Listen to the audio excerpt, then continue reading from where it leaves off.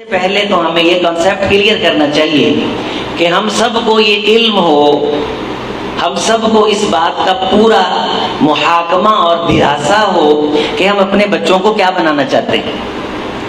اب مجھے یہ علم نہیں، مجھے اللہ نے ایک بیٹی دی یا بیٹا دیا ہے، اس کے لیے لازمی تقاضا تو یہ ہے کہ میں بچوں کی پیدائش سے پہلے ہی میں اپنی ذہن سازی کروں، اپنا پورا ایک خطہ میں ترتیب دوں۔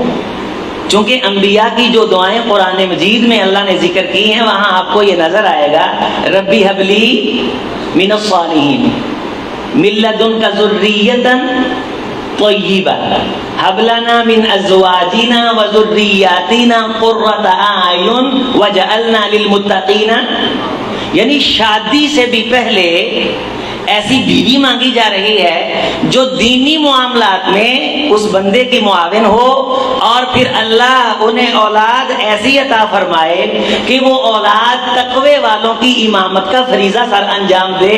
یعنی شادی سے پہلے ہی انسان کا کانسیپٹ کلیئر ہونا چاہیے، دماغ کے اندر خیال اور اس کے ارادے کہ اس نے جو شادی کرنی ہے بیوی کن خیالات کی حامل ہو۔ اب جب ہم شادی کرتے ہیں تو شادی کرنے کے لیے جو عورتیں رشتہ دیکھنے جاتی ہیں وہ نہ دین پڑھی ہیں نہ دین دیکھتی ہیں، کوئی متھا دیکھتا ہے، کوئی ناک دیکھتا ہے، کوئی نین دیکھتا ہے، کوئی نقش دیکھتا ہے، کوئی ظاہر دیکھتا ہے، کوئی چال دیکھتا ہے، کوئی ڈھال دیکھتا ہے، اور اس کے اٹھنے بیٹھنے کو دیکھ کر کے آ کے یہ ساری عورتیں گھر کے اندر پورا ماحول بنا کے کہتی ہیں رشتہ بہت اچھا ہے، میں تو ہاں کر رہی ہوں۔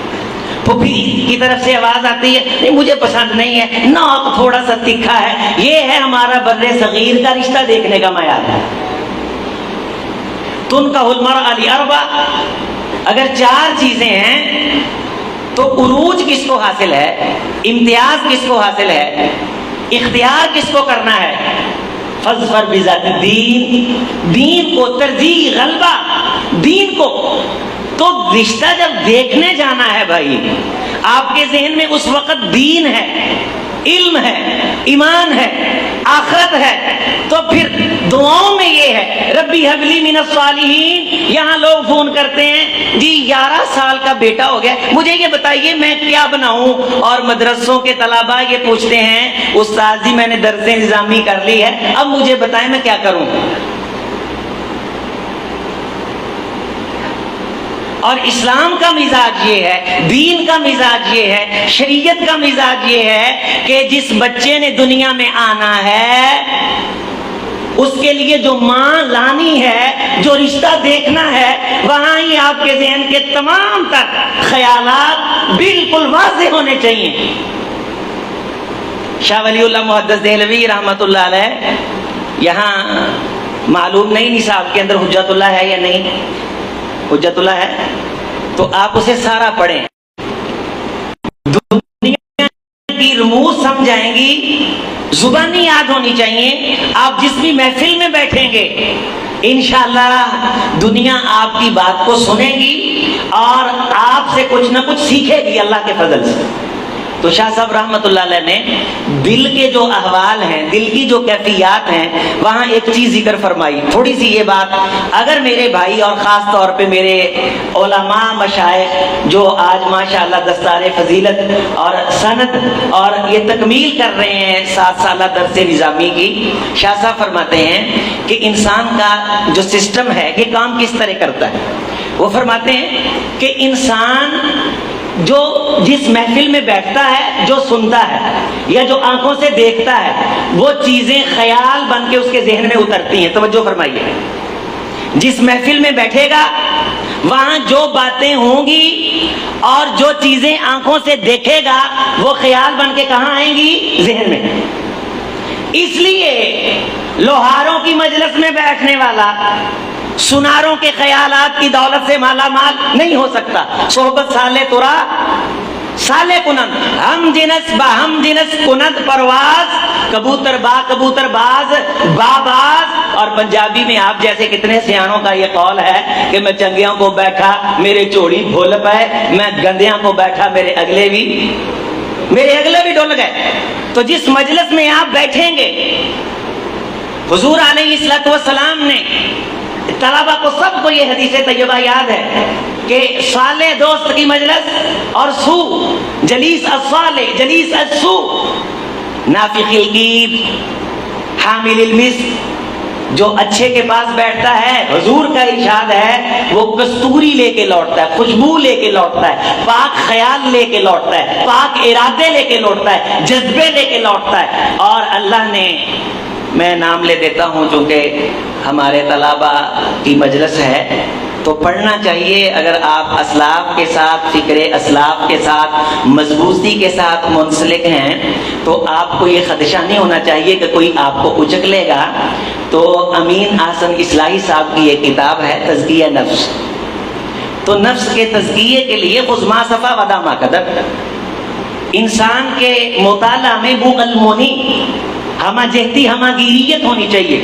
اس میں انہوں نے ایک جملہ لکھا ہے، میں نے پوری کتاب پڑھ کے یہ جملہ اس میں سے اخذ کیا ہے، چلیں آپ وہ پوری کتاب پڑھ لیں تو مجھے یہ جملہ اچھا لگا ہے، میرا غالب گمان ہے کہ آپ کو بھی وہی جملہ اچھا لگے گا، تو میں وہ جملہ آپ کے سامنے رکھ دیتا ہوں۔ وہ ایک جگہ لکھتے ہیں کہ اللہ نے انسان کو جو پوری دنیا سے ممتاز دولت دی ہے وہ خیال اور ارادے کی دولت ہے، جذبات کی دولت ہے۔ یہ خیال، ارادے، جذبات اللہ نے سوائے انسانوں کے کسی مخلوق کو نہیں دیے، یہ فرشتوں کو بھی نہیں دیے۔ اور خیال، ارادے، جذبات اور عقل، اور اس کو مینشن کرنا، ڈائریکشن، اسے سیدھا رکھنا، یہ توفیق اللہ نے صرف انسانوں کو دی ہے۔ یہاں کوئی امیر ہے، کوئی غریب ہے، اللہ نے جذبات دیے ہیں، ارادے دیے ہیں، خیال دیے ہیں، اور خیال کو پھر اللہ تعالیٰ نے پرکھنے کی قوت عطا فرمائی ہے۔ اور پھر یہ قوت جب ارادے کے اندر تبدیل ہو جاتی ہے، پھر یہ ارادہ دل میں اترتا ہے تو دل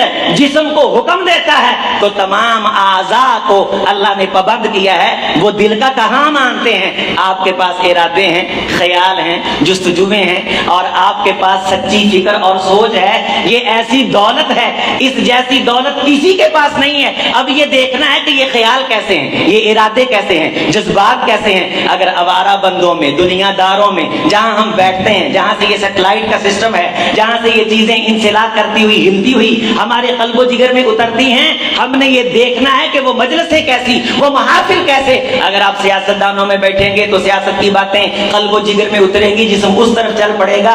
دین کی مجلس میں بیٹھیں گے، دین کی باتیں اترے گی، دل اس طرف چل پڑے گا۔ نماز کا ذکر سنو گے، دل نماز کو کرنے لگ جائے گا۔ کسی گانے کی محفل میں بیٹھو گے تو دل اس طرف چل پڑے گا۔ میرے عزیز، میرے دوست، اولاد کی تربیت سے پہلے جو خیال میرے دل میں آ رہے ہیں اس مجلس کو دیکھیے، جائزہ لیجئے کہ یہ جو خیال آ رہے ہیں یہ آتے مجالس میں بیٹھنے اور منظرنامہ دیکھنے سے ہے۔ میں منظر کیسے دیکھتا ہوں؟ پڑھتا بخاری ہے، دیکھتا فلمیں ہیں، پڑھتا درس نظامی ہے، اور میڈیا کی تمام تر آلائشوں سے واقف ہے، اور پنڈوں کے نام بھی یاد ہیں، کرکٹ کے کھلاڑیوں کے نام بھی یاد ہیں۔ اور جب خیال منتشر ہے تو کہیں کوئی خیال کے منتشر ہونے پہ حضرت شاہ صاحب حجت اللہ میں لکھتے ہیں کہ کسی ایک چیز پہ ارادہ جمع نہیں ہو سکتا۔ جب ایک چیز پہ ارادہ جمع نہیں ہو سکتا تو نتیجہ نہیں مل سکتا۔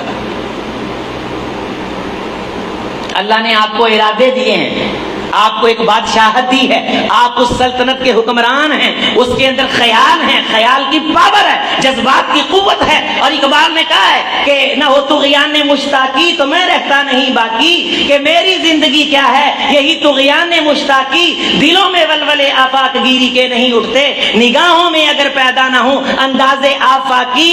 اقبال فرماتے ہیں کہ اگر مجھ سے کو پوچھے کہ اقبال بتا تیرے پاس کیا دولت ہے، تو میرے لیے یہی کافی ہے کہ میں اسے کہہ سکتا ہوں کہ میرے دل کے اندر جذبات کی ایک لے بہتی رہتی ہے، مجھے خیالات آتے ہیں اور میں وہ خیالات ارادوں میں تبدیل کر لیتا ہوں، اور اللہ سے توفیق مانگتا ہوں کہ اللہ ان جذباتوں پہ، ان ارادوں پہ، ان خیالات پہ پورا اترنے کے لیے اللہ میرے ساتھ مہربانی فرمائے، میرے ساتھ کرم فرمائے۔ عزیزو، دوستو، بزرگو، اختصار کے ساتھ بات کو آگے بڑھاؤں، محفل دیکھنی ہے، بزم دیکھنی ہے، اہل علم سے تعلق ہے، ہم فخر کے ساتھ کیا کرتے ہیں؟ کہتے ہیں جی مجھے ایک مجلس میں کہنے لگا بندہ جی فلاں مولوی صاحب کے ساتھ میرا 30 سال کا تعلق ہے. میں نے کہا کس قسم کا تعلق ہے؟ وہ جی جب یہاں سے گزرتے ہیں ہمارے گھر میں آرام کرتے ہیں, جب یہاں سے گزرتے ہیں کھانا ہمارے ساتھ کھاتے ہیں. تو میں نے کہا کھانا کھانے اور آرام کے علاوہ بھی کوئی تعلق ہے؟ کہتا نہیں. میں نے کہا اگر صحابہ رسول اللہ صلی اللہ علیہ وسلم سے صرف کھانا کھلانے اور آپ علیہ السلام کو اپنے گھر میں ٹھہرانے کا تعلق رکھتے تو دین ہم تک نہ پہنچتا. علماء سے تعلق رکھو دین سیکھنے کے لیے, پھر یہ دین اولاد میں آئے گا. خیال جب ذہن میں اکٹھے ہو جائیں گے تو کسی ایک خیال پہ جب میں آپ اتفاق کر لیں گے, اسے شاہ صاحب نے نام دیا جب الارادہ کا. فرماتے ہیں جب ایک پوری کائنات کے بکھرے خیالات میں سے ایک چیز پہ آپ اکٹھے ہو گئے. یہ نہیں صبح کسی نے کہا درس نظامی کروا لو, ہاں جی ٹھیک ہے. شام کو کسی نے کہا ایم اے انگلش کروا لو, ہاں جی ٹھیک ہے. اگلے دن کسی نے کہا صحافیوں کا بڑا طوطی بول رہا ہے, ہاں جی ٹھیک ہے. آپ آئی ٹی میں آ جاؤ, میڈیا میں آ جاؤ. نہ بھائی, بکھرے ہوئے منتشر خیالات میں سے کسی ایک خیال پہ اکٹھے ہو گئے تو اولاد کی تربیت ہوگی. وگرنہ نہ ہمیں پتا ہم دنیا میں کیوں آئے, نہ ہمارے بچوں کو پتا, نہ بیویوں کو پتا, نہ ماں کو پتا, نہ باپ کو پتا. پورے کا پورا گھر مختلف خیالات میں الجھا ہوا ہے.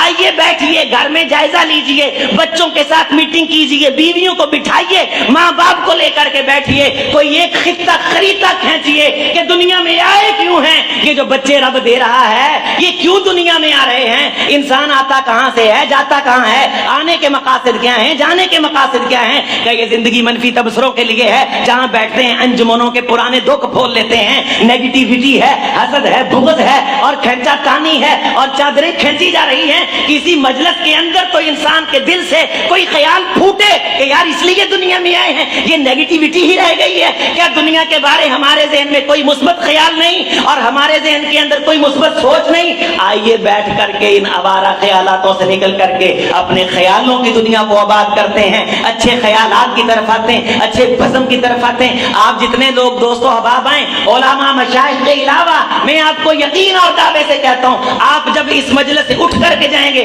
حضرت شیخنا مرشدنا استاذنا حضرت حافظ مسعود عالم صاحب کا حافظ اللہ تعالی کا ہم نے درس سنا, آپ سب نے درس سنا, طلباء نے درس سنا, اللہ پہ ایمان کی بات ہوئی, یقین کی بات ہوئی, یہ بتایا گیا کہ یہی علم ہے جس کو زوال نہیں ہے. اور اس کے بارے یہ نہیں کہ انسان کہے کہ میرا فیصلہ غلط ہے, چونکہ یہ اس اللہ نے نازل کیا ہے جو تیرے آنے والے ایام کو بھی جانتا ہے. تو ابھی بھی تیرے بارے تجھے فیصلہ کرنا مشکل ہے کہ تو نے اپنی اولاد کو کیا سکھانا ہے. ہر خیال پہ شام کو شرمندگی ہو سکتی ہے, جس خیال پہ قیامت کے بعد بھی فخر ہو وہ خیال وہ ہے کہ جس خیال میں یہ ہو ربنا هب لنا من ازواجنا وذرياتنا قرۃ اعین واجعلنا للمتقین اماما. تو خواب دیکھے شادی سے پہلے متقین کے امام بیٹے کی, اے اللہ میں نے شادی کرنی, مجھے تو نے بیوی دینی, تو مجھے ایسی اولاد عطا کرنی ہے جو مصلی پہ کھڑی ہوئی ہو, اس کے پیچھے متقین صفیں بنا کر کے کھڑے ہوئے.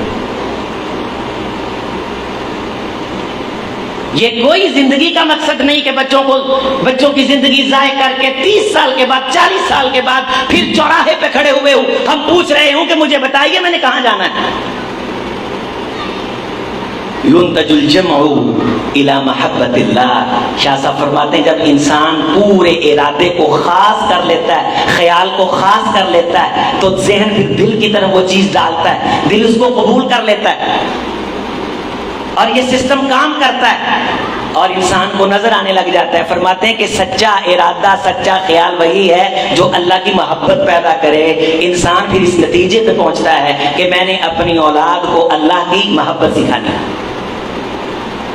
یہ خیال پہلے ہوتا ہے پھر اولاد میں منتقل ہوتا ہے. رسول اللہ صلی اللہ علیہ وسلم جب سفر معراج پہ تھے, آپ کو دودھ پیش کیا گیا, شراب پیش کی گئی, حضور نے دودھ پسند فرمایا.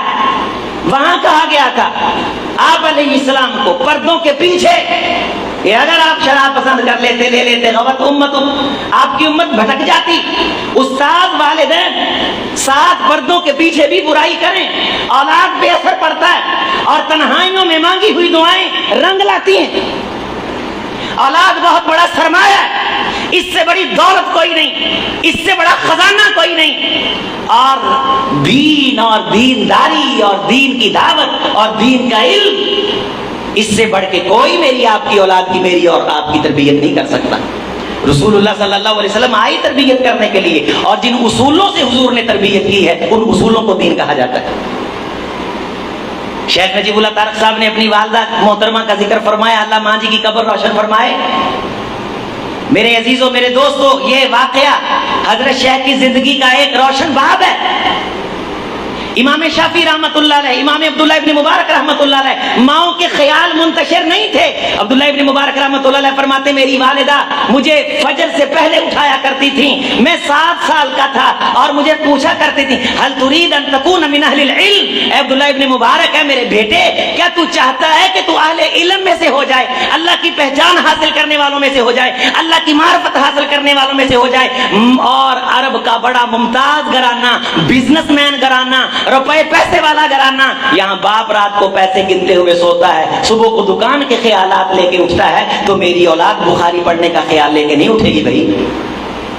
اپنے دل اور خیال اور ارادوں کی اصلاح کرنی، اپنے جذبات کی اصلاح کرنی، جب اولاد نے ساتھ سونا ہے بچپن کے اندر اپنے ذہن کو پاک کرنا، یہ خیال سفر کرتے ہیں، یہ ارادے منتقل ہوتے ہیں، فکریں اپنا اثر رکھتی ہیں۔ یہ جو حسد ہے یہ نقصان کر دیتا ہے، یہ نظر بد جو ہے یہ نقصان کر دیتی ہے، یہ شعائیں خیر والی اور شعائیں شر والی۔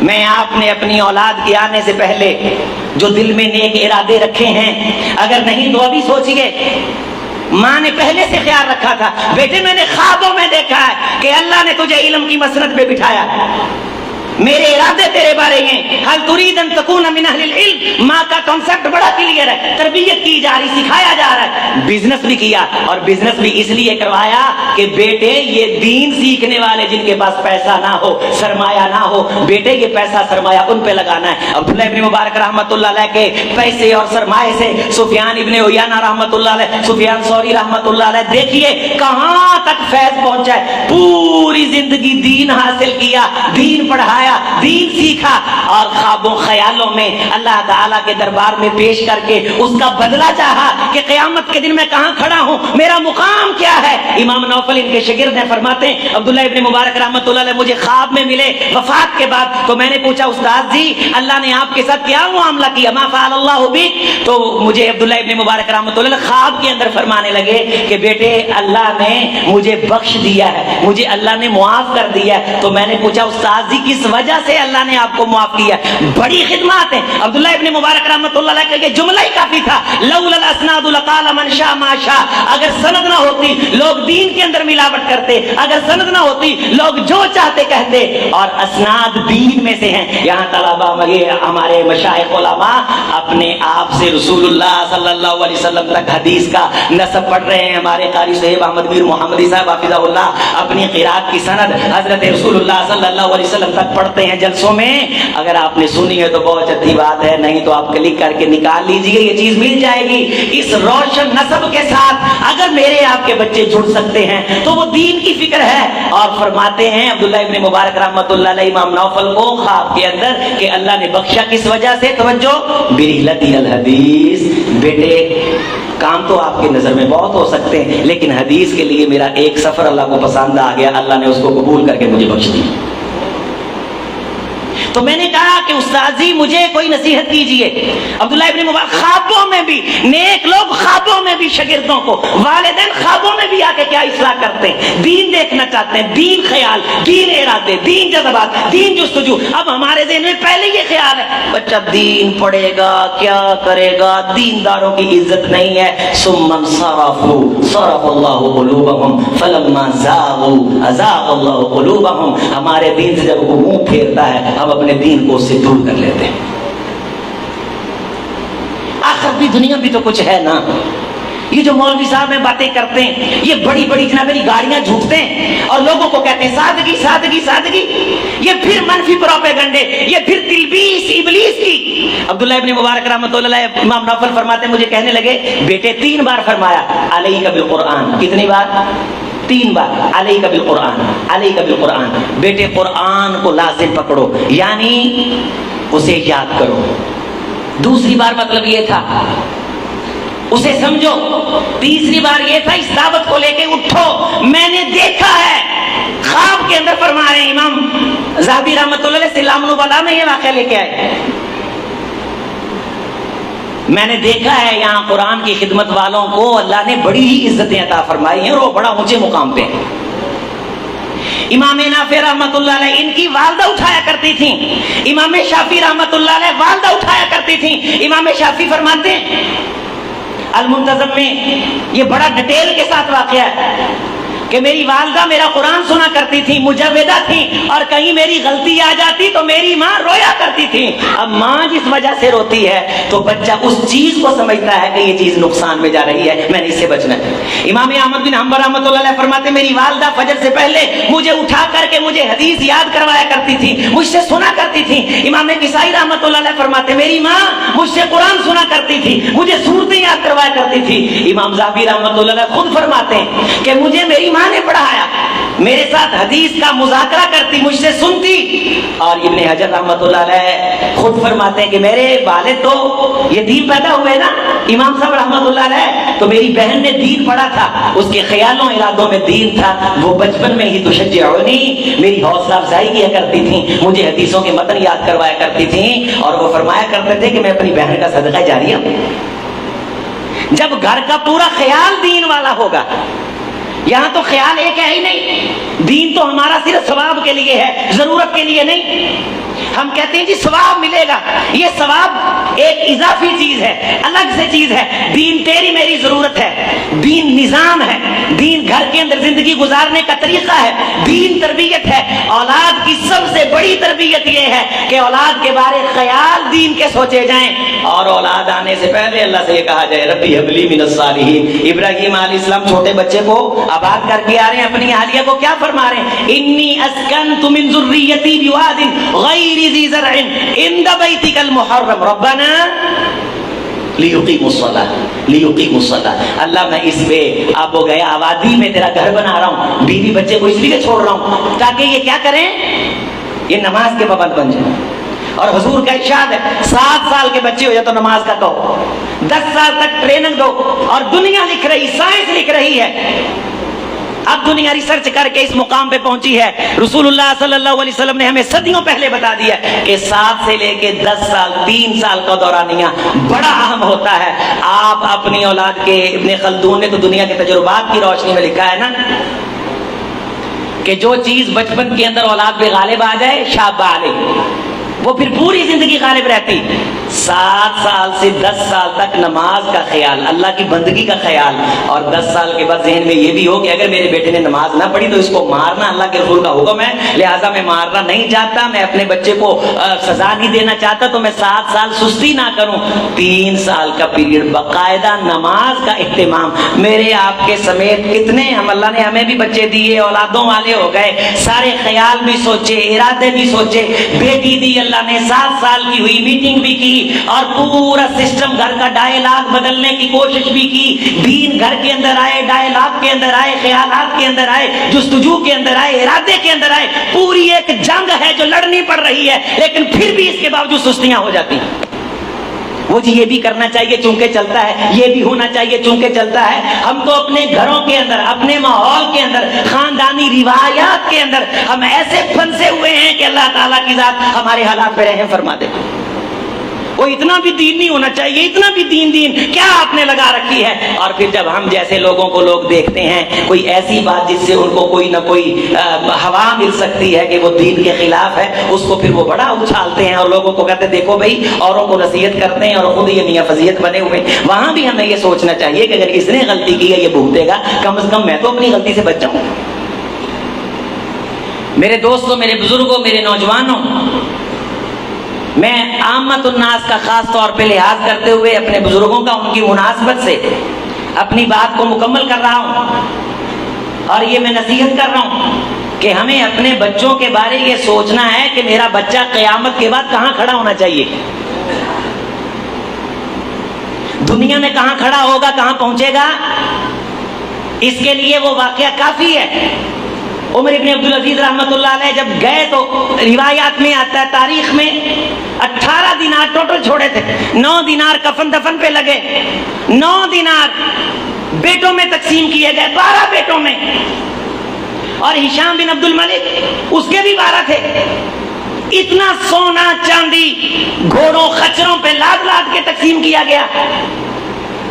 عمر ابن عبدالعزیز رحمۃ اللہ علیہ کو کہنے والوں نے کہا کہ حضرت کچھ تو چھوڑ کے جاتے. فرمانے لگے میں نے دین سکھایا ہے, دین پہ رہے تو اللہ بھوکا نہیں مرنے دے گا. جو ڈرتا ہے اپنی اولاد کی کمزوری سے تو وہ کیا کرے؟ قرآن مجید میں اللہ تعالیٰ نے فرمایا وَلْيَخْشَ الَّذِينَ لَوْ تَرَكُوا مِنْ خَلْفِهِمْ ذُرِّيَّةً ضِعَافًا خَافُوا عَلَيْهِمْ فَلْيَتَّقُوا اللَّهَ. دین سکھائے, اللہ کی نافرمانی سے ڈرائے کہ یہ غلطی ہے, یہ غلط ہے, یہ گناہ ہے. بچوں کے موبائل چیک کرو, بچوں کی مجلس چیک کرو, ان کے دوستوں کو دیکھو, ان کی بیٹھک چیک کرو, تبدیل کرو بچوں کے لیے. ہم خود کو تبدیل کریں, یہاں میرا کوئی بھائی محسوس نہ کرے. اگر میرا کوئی بزرگ اپنے بے مقصد بزرگوں میں بیٹھتا ہے, اس مجلس کو چینج کرے, اپنے بچوں کے لیے تبدیل کرے. اپنی مجلسوں کا جائزہ لے کے وہاں بیٹھ کے چغلیاں کرتے ہیں یا کوئی مثبت ہم سرگرمی سر انجام دینے کے لیے کوئی ڈائلاگ کرتے ہیں. زبان کے جملوں کا اللہ نے حساب لینا ہے, ایک ایک لمحے کا اللہ تعالیٰ نے حساب لینا ہے. تو کہا کہ اگر دین پہ رہے تو اللہ بھوکا نہیں مرنے دے گا. اگر بے دین ہو کے کھائیں میرا تو میری غیرت تو گوارا نہیں کرتی کہ کھائیں یہ اور حساب میں دوں. اللہ تعالیٰ نے بڑا نوازا, بڑا دیا. پنڈوں تھاؤں سے ہم اٹھ کے آئے, یہاں میں نے طلبا سے کتنی نشستیں کی ہیں, دائیں بائیں اوپر نیچے, سب کوئی دین نہیں پڑا ہوا. بریلوی مکتب سے اور شرکیہ نظریات افکارات نہ رکشے کا کرایہ. اور لاہور میں حضرت شیخ ادریس اعظم رحمۃ اللہ علیہ کی مجلس میں پہنچے تو چیموں منٹھاروں پہ دھکے کھاتے, کام کرتے, پیسے اپنے کرائے کے بناتے. ابھی پا سے پونی نہیں کرتی کہ اللہ نے دین کی وجہ سے عزت عطا کر رکھی. اللہ کا وعدہ. ہشام بن عبد الملک ہزاروں چھوڑ کے گیا تو دیکھنے والے نے ایک ہی رستے میں دونوں کے بچوں کو دیکھا تھا کہ عمر بن عبدالعزیز رحمۃ اللہ علیہ کی اولاد وہ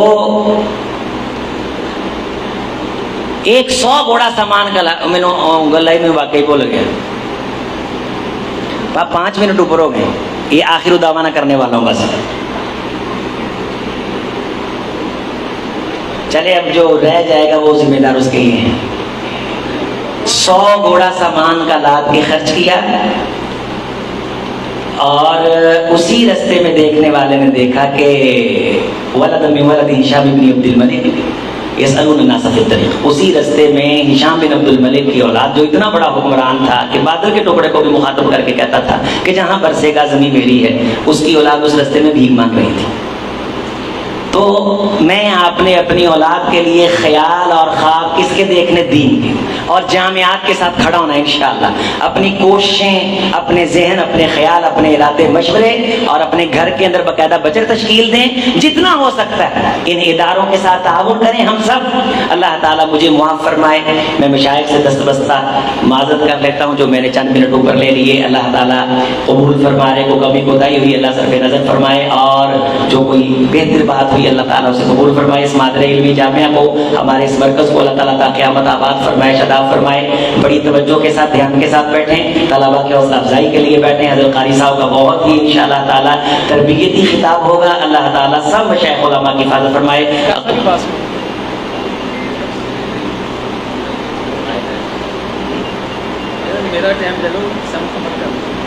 قاری صاحب فرما رہے ہیں کہ میرا ٹائم لے لیں. چلیں ان کے ٹائم میں ایک بڑی خوبصورت بات کر دیتا ہوں. یہ قاری صاحب کو صدقہ جائے گا سارا.